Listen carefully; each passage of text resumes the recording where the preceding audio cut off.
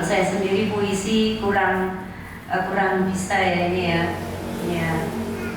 Sukanya itu yang to the point gitu. Menurut saya kalau Mbak Merly ini memang dan juga beberapa temannya yang lain itu pakarnya. Walaupun demikian mungkin karena juga sering menulis.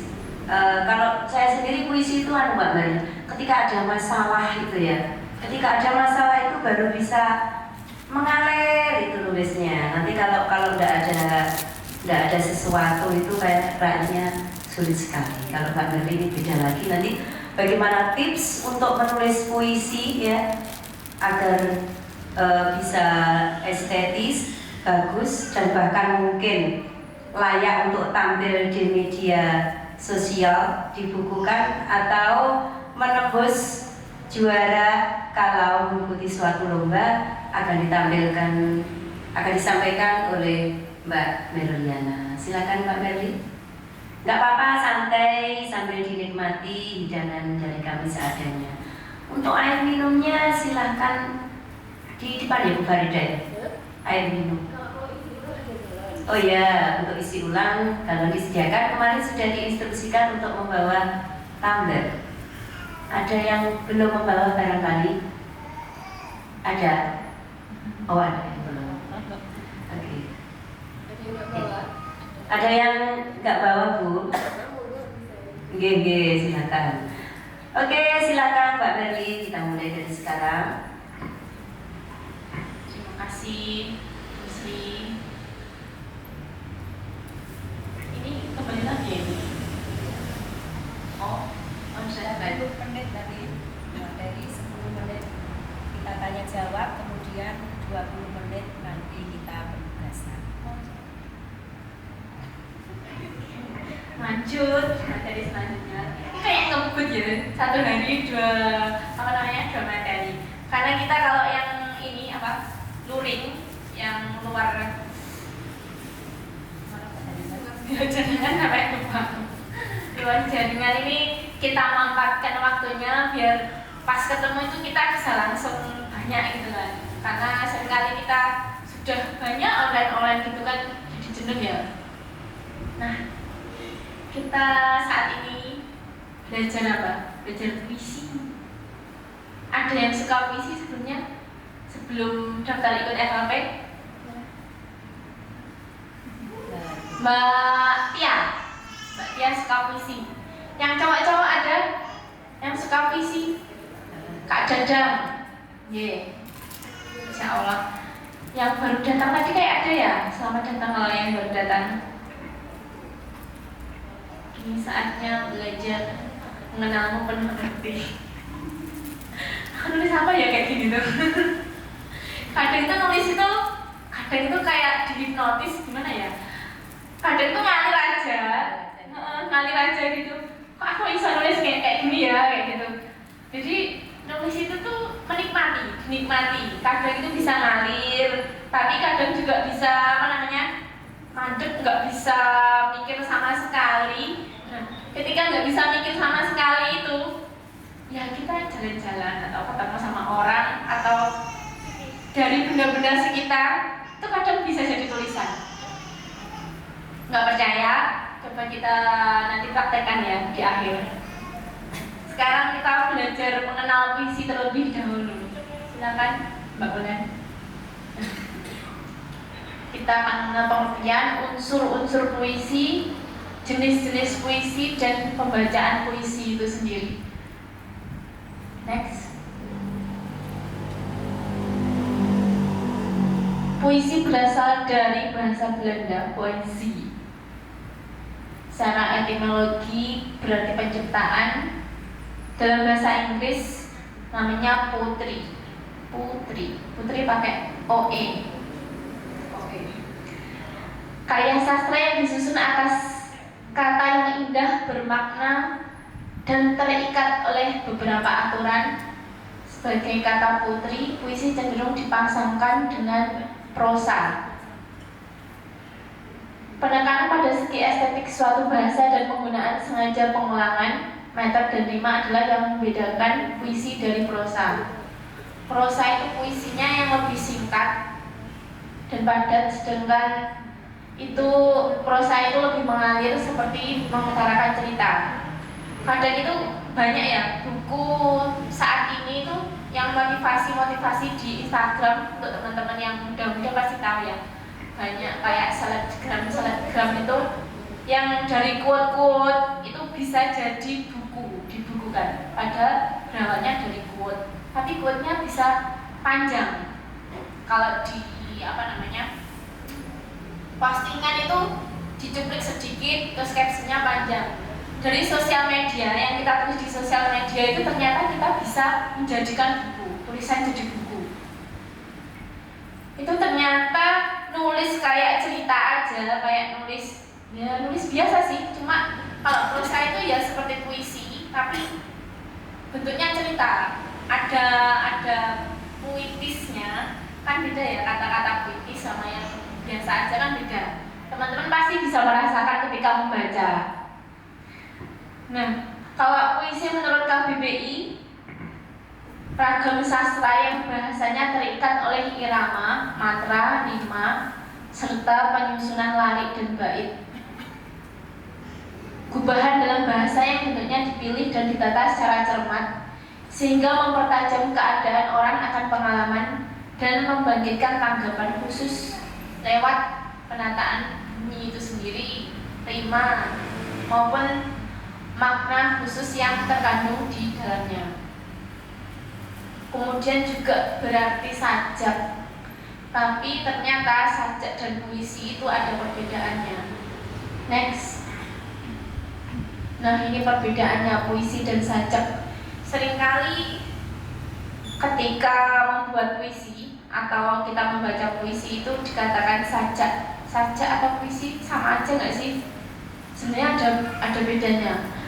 Ini ada pada pengertiannya itu, kalau puisi susunan indah, susunan kata-kata indah. Jadi teratur kata-katanya itu. Kemudian mengandung arti yang lebih umum. Puisi ini bisa diselipkan di karangan novel maupun cerpen. Jadi bebas ditaruh di mana aja, meskipun tidak berdiri sendiri. Kalau saja puisi yang berdiri sendiri atau bersifat individu. Nah, ini bedanya.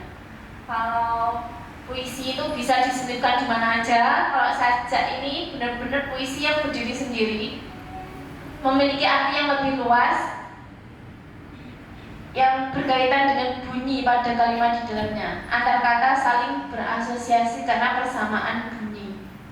Lebih ke bunyinya itu lebih ini ya, lebih khusus seperti itu. Terus yang kedua, perbedaannya pada pengungkapan kata. Maknanya implisit atau tersirat. Kata-kata yang digunakan secara dominan menggunakan majas. Teman-teman kalau belajar bahasa Indonesia tahu kan majas, berbagai macam majas itu kayak perumpamaan. Iya, gaya bahasa. Cenderung memiliki arti yang konotatif ya. Biasanya kalau orang membuat puisi, khususnya saya ya, kalau saya itu motifnya sering membuat puisi, di samping sering galau, para penulis semuanya kayaknya galau deh. Bisa nulis itu karena galau ya teman-teman. Ada nggak sih yang nggak galau di sini kalau nulis? Galau itu bukan berarti yang sedih ya, bukan berarti sedih. Resah dengan keadaan sekitar pun bisa jadi galau. Mungkin keresahan saat ini adalah BBM naik ya Bu ya. BBM naik ini sangat meresahkan warga. Dan ini kebetulan ada lomba, ada challenge dari FHP Pusat tentang BBM naik. Bisa membuat karya puisi atau cerita mini, nanti bisa di hashtag, di posting di sosial media dan di tag FLPOP kalau di Instagram. Nanti bisa di-share ya teman-teman, di teman-teman panitia di grup peserta. Kalau saya selain galau itu, di samping galau yaitu ingin menyembunyikan sesuatu. Jadi menyampaikannya tidak gamblang karena mungkin malu. Yang kedua nggak pengen tahu nggak pengen orang lain itu tahu keadaan kita yang sebenarnya. Jadi kayak multi tafsir. Jadi biasanya orang-orang yang suka membaca puisi itu yang juga suka puisi. Kadang orang membaca puisi yang biasa itu, iya maksudnya apa? Nah, puisi ini gimana? Tulisannya maksudnya apa, kadang itu tidak tersampaikan. Tapi buat tingkat kesensitifan yang sama-sama bisa merasakan puisi itu bisa ngena sampai ngena ke hati. Begitupun tulisan lainnya juga, tidak hanya puisi tapi cerpen, novel dan sebagainya. Kalau kita menulis dari hati, insya Allah sampai ke hati. Terus saja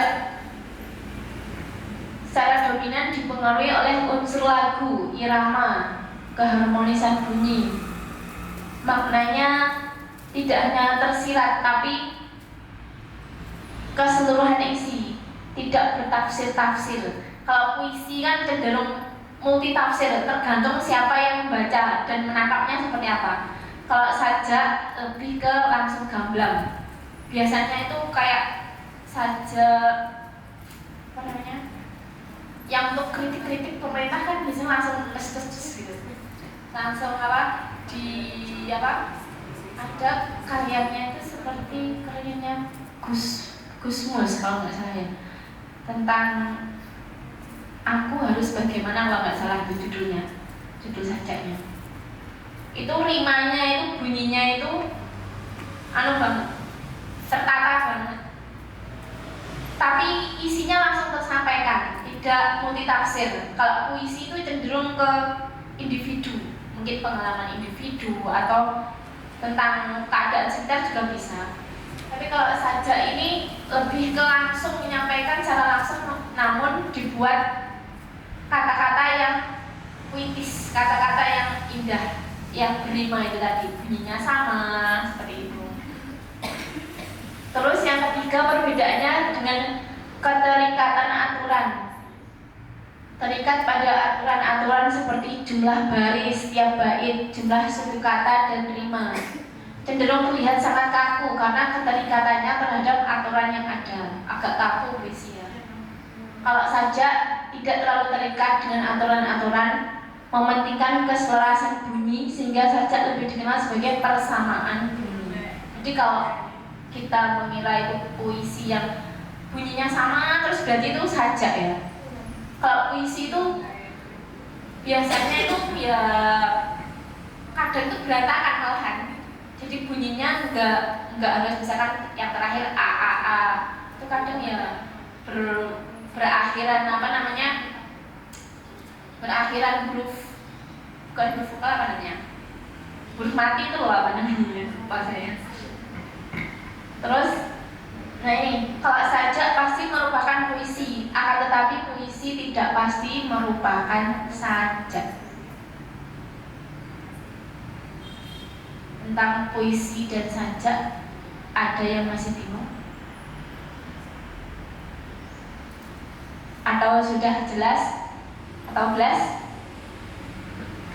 Intinya kalau puisi itu aturan-aturannya ada, namun bisa bebas berkreasi. Kalau sajak itu enaknya dihafalkan itu kan, kalau bunyinya itu ya sejalan, bunyinya sama terus atau pokoknya bunyinya itu berimanya itu rapi gitu. Ya di akhirnya itu di persamaan bunyi namanya, persamaan bunyi. Terus next, nah ini ada unsur-unsur puisi. Unsur-unsur puisi ini bagian-bagian dari puisi itu sendiri. Ada yang namanya tipografi atau perwajahan puisi.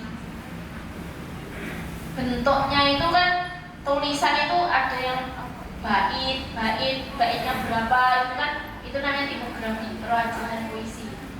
Padahal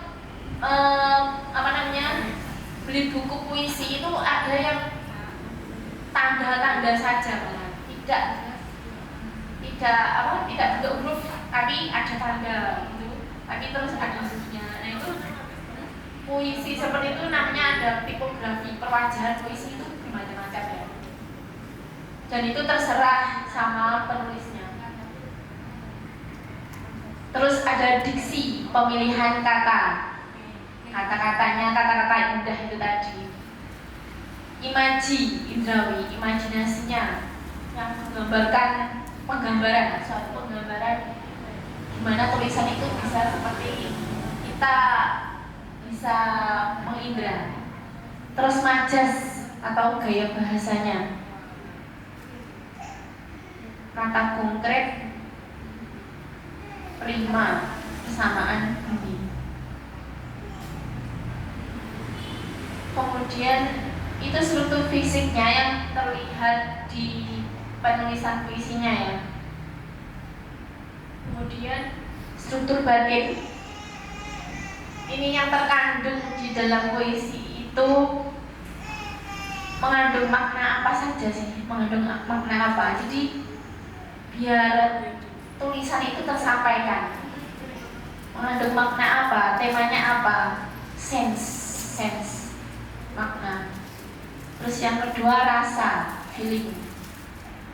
Kita ketika membaca itu sampai nggak rasanya itu kepada pembaca, atau jangan-jangan ketika kita membaca sendiri kurang ngeh, jadinya berefek pada tulisan kita yang ketika dibaca orang itu juga biasa aja. Makanya perlu menghadirkan hati, perlu menghadirkan rasa ketika nulis itu seperti itu. Terus yang ketiga nada, tone. Nada ini kaitannya ya dengan bunyi itu tadi. Atau kalau dalam pembacaan puisinya, intonasinya ya. Kemudian amanat, maksud atau tujuan dibuat puisi itu untuk apa? Apakah untuk menghilangkan resah gelisah saja, atau ada makna lain yang orang lain mungkin bisa tergugah dari tulisan kita, dari puisi kita? Bahkan bisa jadi dari tulisan itu bisa mengubah seseorang. Teman-teman